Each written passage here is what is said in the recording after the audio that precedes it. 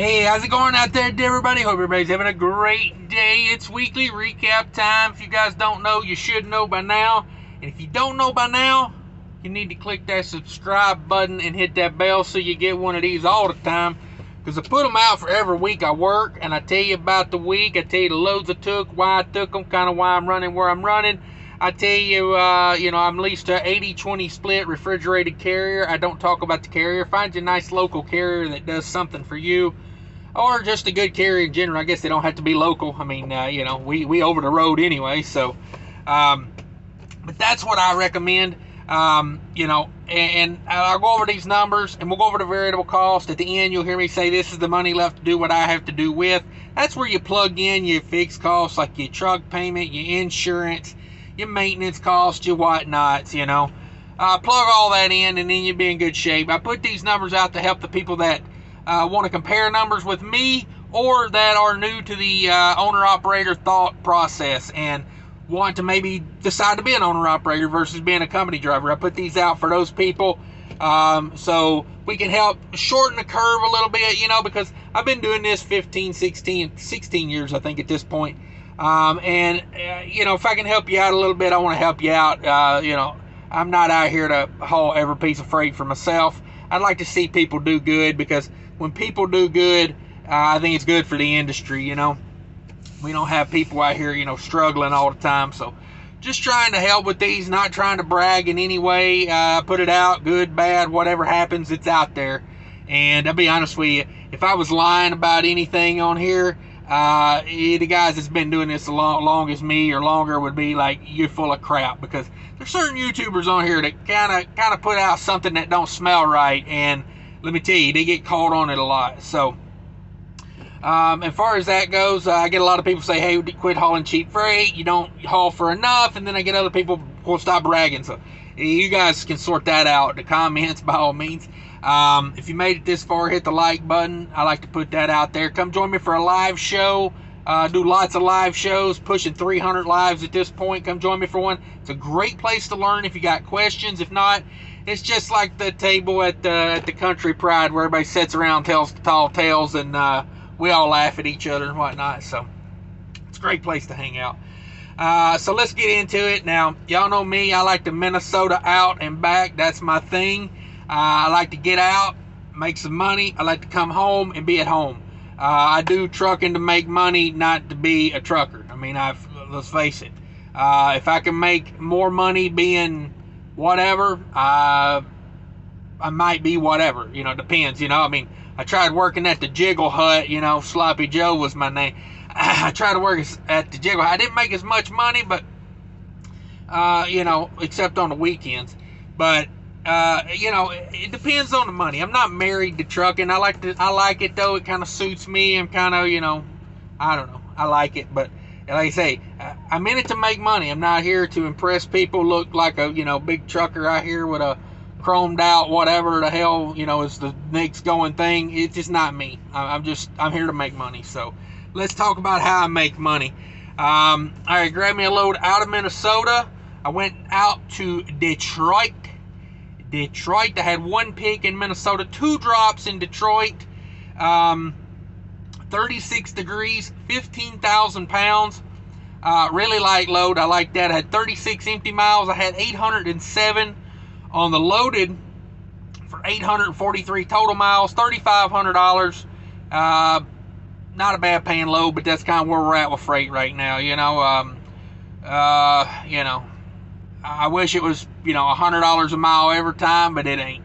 So that's where we're at. $3,500. Thought it was a good paying load. I took it. It was light, Next load coming back out of Detroit. Same thing. 1 pick, 2 drops. I picked up in Detroit. I came back to Minnesota. That one was a dry load. So I like that. I like having dry loads because reefer fuel is expensive these days. It's just as expensive as truck fuel, honestly. There's a few states where they give you a little break on reefer, but most states it's straight up the same as truck fuel. And unless you can find that number 1 off-road, then you can run that in your reefer. But for me, excuse me, I just stick with the number 2. Because honestly, there ain't a lot of places you can find number 1 anymore. too many people getting it confused, I guess. But that load was a good load, boy. They did a job on this week. And actually, this is a week that they do every week. There's a guy that covers this. You know, that's his lane. Out and back. He does these two pickups, these two deliveries. Sometimes there's more deliveries on that outbound. Sometimes there's less, but he grabs that same dry load and comes back to Minnesota. I informed them that if he ever quits or if anything ever happens with him, I want standing reserve on that run, because not the greatest paying run, but boy, I like it. Let me tell you. So that load coming back, 13 empty miles, 718 on the return miles. It literally finals out probably 10 miles from our yard. Like, you get your last stop off and boom, I'm at home. You know what I mean? I'm in my car cruising to the house. 721 miles on that one. And that pays $2,000 coming back. $2,000 on a dry load. So it's just a hair under $3 a mile. I take it on a dry load that weighed less than 10,000 pounds. It probably didn't even weigh 10,000 pounds. You know, if you get some favorable winds on this, like 15,000 pounds out, less than 10,000 pounds back, a guy running, you know, a reasonable speed and get the favorable winds, you can do really good. I think I was way up into the 8s on this out and back, like 8.5 miles a gallon on that. So you can do pretty damn good with that one. You can. So let's see, dry load, 10,000 pounds. Yeah, okay. So let's get to the money of it. So $5,500 out and back, $5,500. My 80% of that is $4,440 is my part, $4,400. All in $1,564 on the miles, all in miles. That's what I'm talking about. This was a 5-day week. Normally this guy gets this done in a 4-day week. A lot of times it just depends on how long it takes to load on the backhaul. The backhaul held me up, so the next day they called me and said, hey, can you make the deliveries, the 2 deliveries, can you make those on the next day after getting loaded? I could have. It was only 718 miles from the pickup to the 2 deliveries, getting both of those done. 718 miles, you know, guy stays with it a reasonable amount of time, they can get you done. The problem was I should have got loaded at around noon. I should have been out at noon. I could have put in 5-6 hours that night. I could have got half of it done and then got up the next morning right at the 10-hour break, and I could have been in Minneapolis at, like, you know, let's say noonish, you know, somewhere around noon, and did the 2 deliveries in the afternoon and been at home. It didn't work out like that for me. I was going to make it to the first stop at like 5:30, and the guy says, you know, everybody goes home around here at 5, so just come in the morning. Now, not bad. 2 stops. I started the first one I got there at 9:30. I was out the door, paperwork in hand, and back at the yard by like 12:30. 2.5 hours, 3 hours, somewhere in there. Probably could have made that a little quicker. I had a little trouble getting into the first place because GPS was telling me to go left, and I should have went right, so I had to, you know, find a place to turn around. But, you know, if you know all this stuff on a dedicated run, you know, normally you wouldn't make that mistake. So I could probably cut 20 minutes, 30 minutes off of that time. So what I did is I went to the yard on that night where I got there at 5:30. I got to the yard around 5:30. I went home. I got up the next morning. The guy said, hey, 10 o'clock's fine with me the next morning. I said, okay. So I didn't have to get up early. I went home that afternoon. I was at home. I got up. I went and made 2 deliveries. And then I went back home and then stayed at home another day and then picked up the next morning. So of this 7-day period, I got 2 nights at the house. The only difference was what would have been, let's say what would have been like 40 to 48 hours at the house. Let's say 44 hours at the house. I had to, in the middle of it, go make a couple deliveries. Not a problem for me. If I could do that every single week, I would do it every single week. I mean, It's light loads. It's profitable. Once you know your customers, things get better. Things get easier. Like the backhaul pickup, again, another issue I had. I came in, I thought the dock was in one spot, and I came around the block and came in a certain way, not the way to come in. I had to blind side off the street.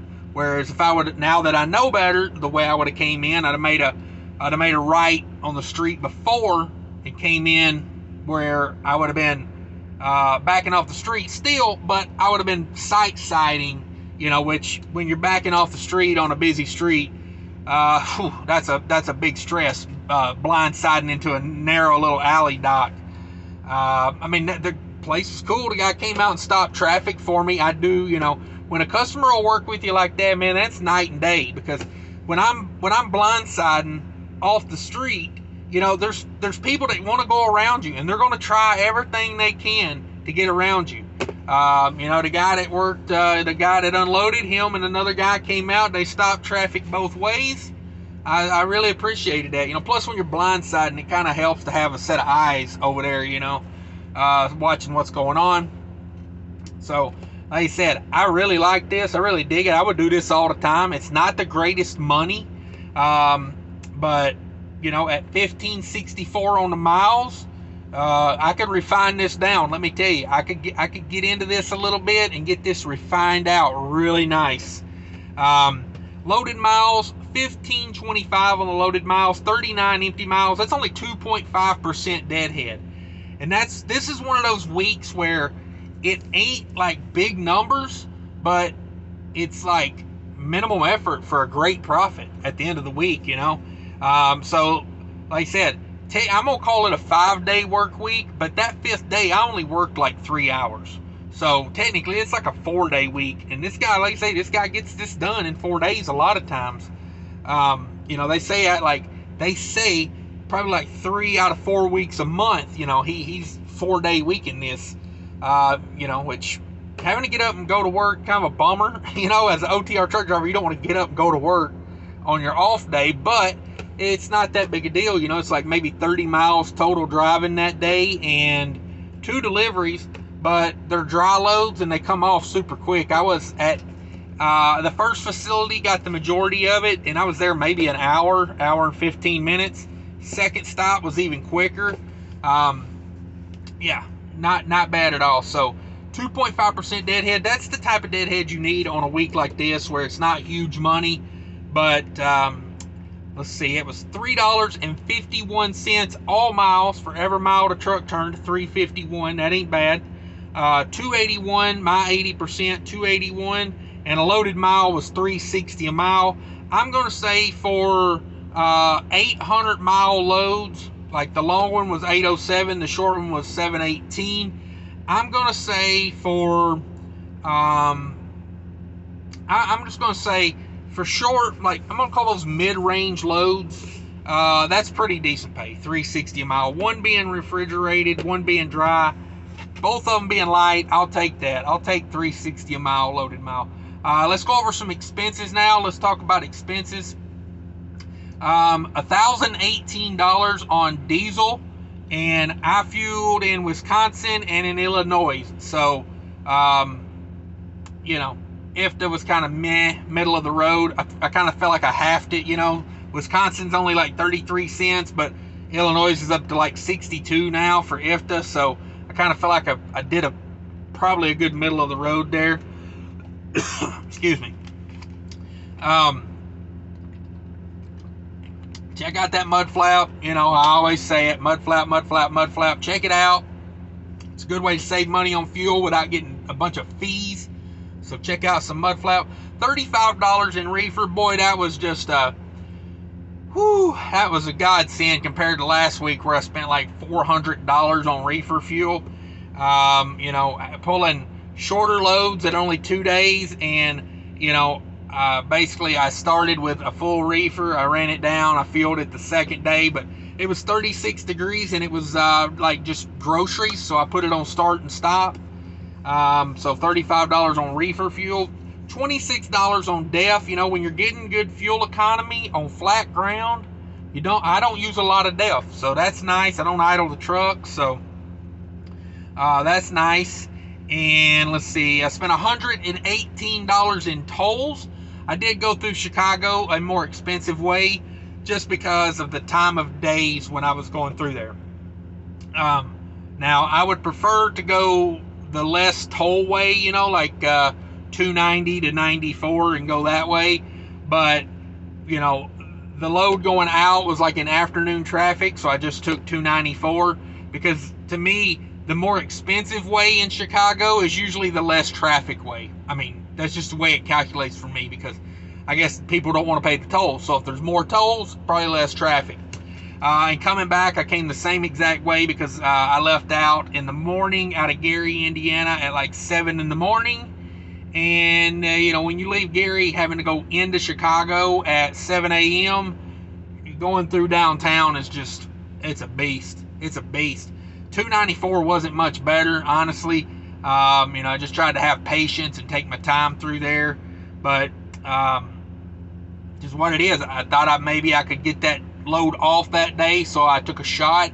If I would have known they weren't going to take that freight off that day at 5:30, I probably would have held out on Chicago and went through there at like 9:30, 10 o'clock. I probably would have just slept in a little bit. But, you know, I tried to push her on through because, you know, trying to get it off and get, you know, not have to come into work the next day. So, anyway, paid the tolls, paid $20 in parking there in Gary. I stopped at the Petro. I got loaded out of Detroit late, so I didn't get to the Petro till like, I don't know what time it was, like 9 or 10 o'clock, maybe even later than that. I think I split logged that. And yeah, it just paid for parking. I hate paying for parking in a place like Gary, but boy, since that Love's burnt down, Gary has become a tight spot to find parking. It really has. $12.17 on variable cost. $12.17. We bring over my 4,400 and we subtract the $12.17 from the 4,400, and that leaves me $3,183 to do what I have to do with. Now, you know, let's think about that. $31.83. Fuel's kind of hurting this run right now. You know, if fuel would come down a little bit, you could probably squeeze a couple hundred extra out of that. But let's face it, you know, for me personally, I don't know if this is for me because, you know, I'm in a stage of life right now where I need to be making the most money I really can with my time. But if you were one of those guys that's been trucking for 20, 25 years, you got a paid off house, you got a paid off truck, you know, you got your toys bought, you know, you got things more established than I do. You know, you got your kids raised, things like that. Boy, this would just be a gravy run for somebody like that because you could easily squeeze out, you know, 15, 16, maybe closer to $2,000 worth of profit every week on a 4 to 4.5 day week. That's where I would like to be in, you know, a few years. I really would. That to me is like, yeah, that's a gravy. That's a gravy. What did I say? That's a biscuit wheels with gravy. Was it gravy train with biscuit wheels? That's what I'm trying to say. It really is. It's easy running. It's flat ground most of the way. You know, it's just a good steady run. You know, and the beauty of it is, you know, this guy has been here forever and he is established. This is his. You know what I mean? But anytime he wants to take a week off, I mean, they don't have problems getting people to fill it in. You know what I mean? Like, for me, I like this occasionally, you know, like whenever he takes off, I wouldn't mind if I took it when he took off because I don't know if I'd want to do this every week because it lowers my money down a little bit just because I'm not running as much, but it makes for a good week of like just being able to just like get up, do 400 miles a day and shut her down. Pick where I want to stop. I mean, if I want an afternoon nap, there's no rush in this load at any point other than trying to get back to Minnesota. But honestly, if they load you at a decent time, you could run, say you get loaded at, you know, 10 o'clock in the morning, 10, 11, you're out of there. You run it till, you know, 10 o'clock at night, hell, you're almost back in Minnesota by that point. So, yeah, this is gravy. I take this all the time. I really dig it, but Well, I don't know if I take it all the time, excuse me. Let me say, I like filling in on this when this guy doesn't want to do this. But as far as all the time, I don't know if I'm all the time on it, but that's how it is. Anyway, guys, that's the weekly recap. Thanks everybody for tuning in. If you made it this far, for sure hit that like button for me.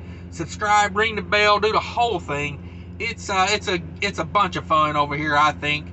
Come join me for the live show, like I said, and watch one of these other videos if you want to stay on the cash train. Later, everybody. Take care of each other out there.